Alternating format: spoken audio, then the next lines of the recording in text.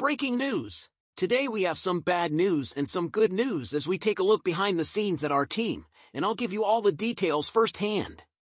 So if you want the latest updates, be sure to like this video to stay up to date on everything Dolphins. We have a full injury update, roster news, and a preview of what's coming up for our team. Let's dive into the latest from Thursday's practice and what it means for our Week 9 matchup. So here's the situation. Miami saw some key players return to the field on Thursday after sitting out practice on Wednesday. Veteran stars like Terron Armstead, Calais Campbell, and Tyreek Hill took a day off, but by Thursday they were back, albeit in a limited capacity. Rookie cornerback Stone Duck and defensive end Emmanuel Ogbah also returned, which was good to see since Ogbah is dealing with a torn biceps that he's determined to overcome. Let's break down Thursday's attendance. We still had a few players out, including tight end Julian Hill, safety Jevon Holland, cornerback Kader Kohou, and DT Zach Sealer. And while the Dolphins did get a few players back, a total of 8 were limited, including big names like Armstead, linebacker Jordan Brooks, wide receiver River Crocraft, and, of course, Tyreek Hill. Hill returned after missing Wednesday's practice due to rest, though he's now listed with a foot injury. Hopefully that's just the team being cautious to keep him fresh, but it's clear that we need Hill at full strength. We can't forget that it's been a rough year so far for the Dolphins. That close 28-27 loss to the Cardinals last Sunday marked our 5th loss in 7 games. And yes, while Tua returned and looked sharp, completing 28 out of 38 passes for 234 yards and a touchdown, the team struggled to close it out. The defense had some big leaks in the second half, and those costly errors kept us from getting back in the win column. Speaking of Tua, Dolphins fans, it was heartening to see him take the field again after that concussion in Week 2. He even drew a big ovation from the Miami crowd when he pulled off a nice scramble, then slid safely to avoid contact. But we know the story here. The crowd holds its breath every time he rushes, and it's clear the whole team is rallying around him. Tagovailoa did have 3 fumbles, but thankfully, they were all recovered by Miami. Despite the hiccups, Tua's presence on the field brings a different energy and hope for what's to come. Our guy Tyreek Hill has also been dealing with his own set of challenges.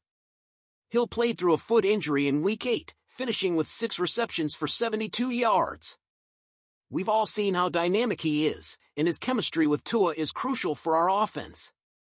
Having him back in practice Thursday, even in a limited capacity, is promising. But we know these lingering injuries can be unpredictable. With a crucial game against Buffalo coming up, all eyes will be on Hill's status and whether he can play at full strength. It's not just the offense that's taken a hit this season. Our defense has been hampered, too. We've lost linebacker Jaelan Phillips to a season-ending knee surgery, his second season-ending injury after tearing his Achilles last year. Phillips was a big playmaker for us, and it's a tough blow to the defensive side of the ball, which has already had issues keeping top offenses contained. And let's not forget, we also lost Braxton Berrios, who was key on special teams, to an ACL tear. Injuries like these have shaken up the team and forced younger players to step up sooner than expected. And here's the reality check Dolphins coach Mike McDaniel laid down this week. He made it clear that, as much as we've battled injuries and tough breaks, no one is going to hand us a break. McDaniel said, "No one cares what we're dealing with. The record is what it is, a 2-5 team. And that means every game is going to be a fight if the Dolphins want a shot at a playoff push." It's a gritty message, but McDaniel's right, the Dolphins are still in it, but they'll need to battle hard and start stacking up some wins. With the AFC East looking wide open outside of the Buffalo Bills, who are 6-2, there's still hope. The Patriots are struggling at 2-6, and the Jets have also been falling behind, which gives Miami a potential path forward. But let's face it, this Week 9 matchup against the Bills is critical. They handed us a loss in Week 2, and that was the game where Tua suffered his concussion. Facing them again in Buffalo, where we haven't won since 2016, is going to be an intense rematch. As we head into Week 9, the Dolphins will need to be at their best. If Tua, Hill, and the returning players can shake off the rust, and if our defense can tighten up, we have a chance. The season isn't over yet, but this game could be a turning point. The Bills have the momentum, but maybe, just maybe, the Dolphins can turn things around and breathe some life back into a tough season. So, Dolphins fans, what do you think? Can the team bounce back and pull off a win against the Bills this weekend? Leave your thoughts below and let's hear your thoughts on the injury updates. Let's jump to another story that may surprise some of you. It's all about center Aaron Brewer. While he's had some visible struggles with snapping issues, there's more going on beneath the surface. Brewer is actually having the best season of his career, but because of those few mistakes, he's been a bit underrated. Here's the deal. Miami brought Brewer in from the Tennessee Titans as a free agent after choosing not to re-sign Connor Williams. Now, while the snapping mishaps have been frustrating to watch, Brewer's overall performance tells a different story. According to Pro Football Focus, PFF, Brewer's offensive grade ranks 5th among qualified centers in the entire league heading into Week 9. That's right, 5th. For comparison's sake, that's not too far off from the Chiefs' Creed Humphrey, a player Miami could have drafted but instead chose Liam Eichenberg. Statistically, Brewer is having his best season yet. Since entering the league in 2020, his PFF grade has shown growth, and this year's grade of 71.6 is a huge improvement over previous seasons. Much credit goes to Dolphins offensive line coach Butch Barry, who has done a great job helping Brewer elevate his play. It's no secret that Miami's offensive line has been a point of frustration, and a large part of that blame often falls on the interior positions, specifically, our guards.